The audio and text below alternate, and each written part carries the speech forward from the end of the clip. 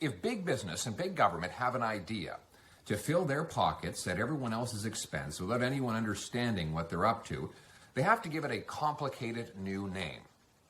That name is quantitative easing. You asleep yet?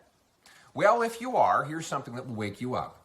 This idea will debase your earnings, it raise the price of everything you buy, and transfer tens of billions of dollars of wealth to the richest people in the country at the expense of everyone else. Here's the background. The Bank of Canada is the financial agent of the government. When Trudeau runs massive deficits, it's the Bank of Canada that sells bonds and treasuries into the market so that lenders can lend by purchasing those treasuries and bonds. That's normal. It's been happening for years. It's how it's always been done. But something very different and unprecedented has began in March, when the bank began buying back those same treasuries and bonds from the same people to whom it had sold them in the first place, but at a much higher price. Now, they told us that the reason they were doing it was just to unjam the seized up credit and capital markets that were all locked up along with the rest of the economy during the early stages of the COVID crisis. And that made sense. We couldn't very well have our markets seize in the middle of a pandemic or at any other time. But happily, markets returned to normal. Stock markets, bond markets, real estate markets all actually started to hit record highs soon after this began. So with markets being normal, presumably the Bank of Canada could go back to normal, right? Wrong. In fact, this is where it gets very strange. The bank just kept on buying and buying until it had bought $400 billion worth of mostly government bonds and treasuries, flooding markets with all kinds of new and easy money. $400 billion is almost equal to the GDP that the economy produced in the time period when all of this money was flooding out. And the result? Well, those people who had financial assets saw those assets explode in value. In fact, the wealthiest 15 billionaires in Canada saw their net worth rise by 32% between April and October, even while the economy was cratering. Not only that, these transactions provided a huge opportunity for financial institutions to profit by outsmarting a very dumb transaction by the bank. The bank was effectively selling low and buying back high. Now imagine if you sold something for $100 at the beginning of the week and bought it back for $105 at the end of the week, well, you'd lose $5. And then the person on the other end of the transaction would make that $5. Well, that's what happened here. But only it was $400 billion of transactions that went back and forth.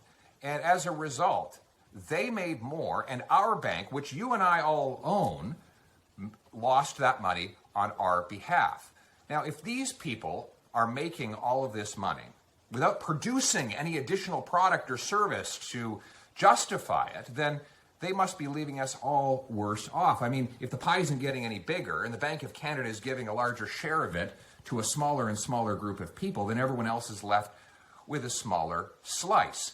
So who are those people that are getting the smaller slice and losing out in these complex transactions? Well, I asked the governor of the Bank of Canada that question. Here's our exchange. Let's move on now to the QE program, which is the massive purchase of government securities by the central bank. You said a moment ago that your bank actually sells these securities to the marketplace and then buys them right back from the same investors to whom you sold them. What is to stop an investor from profiting off the difference between the price of a government bond or treasury that you sell them and the price that you pay to buy them right back?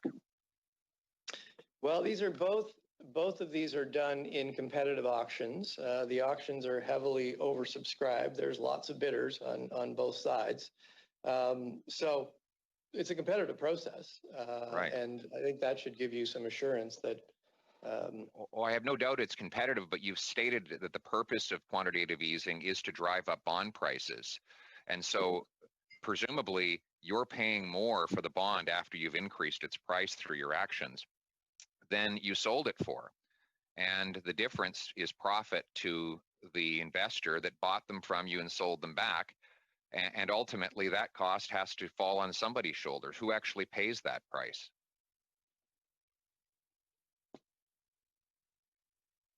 Well, as I said, it's a competitive process. Yes, we are exactly as you indicated. The way quantitative easing works is by buying the bonds. That creates more demand, which pushes up the price and lowers the yield. And that is how we're delivering monetary policy. Notice how he didn't answer my question. The question was, who's paying for all of this profiteering? Somebody has to be paying. I mean, normally, profits are made because businesses delight customers with excellent products at excellent prices, but that's not what's been profiting the wealthiest during the pandemic. In fact, there have been less transactions and less economic activity from which to profit. They have been making money by the inflation of their asset values. The Bank of Canada is causing by printing and pumping all of this cash into the financial system. The wealthiest, in a sense, are laughing all the way to the Bank of Canada in this case. But somebody has to be paying for it all. I mean, what is the value of money? Money is simply worth the goods and services that you can buy out of the economy with that money. But if the goods and services in the economy have gone down, when a small group of people have seen the amount of money they have go way up, that means that everyone else must ultimately have less. So I asked, who is going to pay the price? Who suffers as a result of the debasement of our money and the inflation of our goods and services? Inflation is borne disproportionately by less wealthy people. They tend to operate more in cash, and so they tend to disproportionately bear the cost of inflation.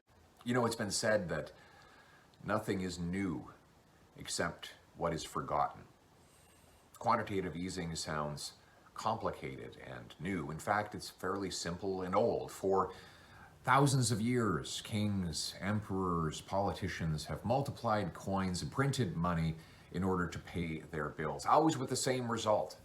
The rich get richer as their assets inflate in value, and the wages of the working people, the laborers of the land, are diluted in the process.